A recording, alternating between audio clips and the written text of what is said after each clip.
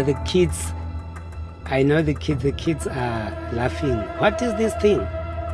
Why you don't carry this thing? No, man, I'm scared to carry it because I will die.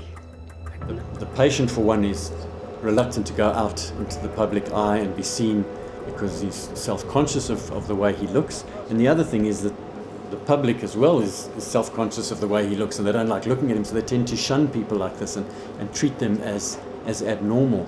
So once we can restore their facial appearance to a more socially acceptable appearance, then they can basically move back into general life and socialize again and get a job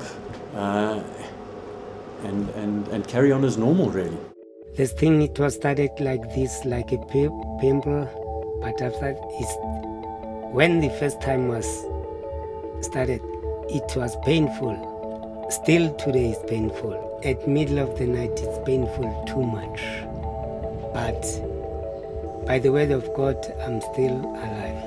Because if I'm not praying and fasting, I think so I was die.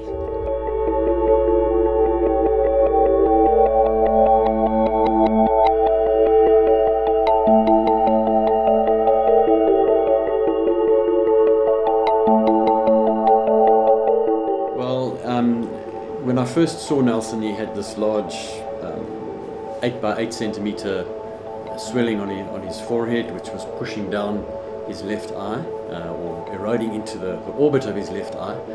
And the sort of immediate thing that sprang to mind was that he'd had either a tumor or a cyst that had developed in his frontal sinus. That was probably the most obvious thing from looking at it and feeling it. Or the other thing, it could have been a tumor that had arisen from inside his, calvarium, inside the brain box, and eroded through the bone. And so our first thing we did was to do a scan, a CT scan, to give us an idea of what was going on, what the cyst looked like, what was going on with the brain underneath, and what was going on with the bone of the skull. And here we can see that there's a large defect in his forehead. We can see that it has eroded down, taken away the supraorbital roof, the roof of the eye socket on the left, and it's also eroded into the frontal sinus on the right side.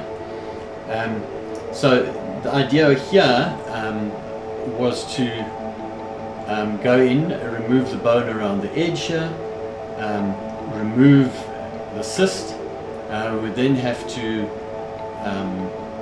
obliterate the sinus, or what the remnants of the sinus on the right side, and block off the little ducts from the sinuses into his nose here, and reconstruct the roof of the orbit, using bone from the top of his skull here, which we removed and then split it in half. The skull bone is almost like a sandwich.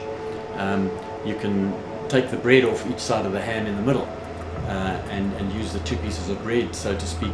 The outside you put back to reconstruct the donor area, and the inside you use to reconstruct this area.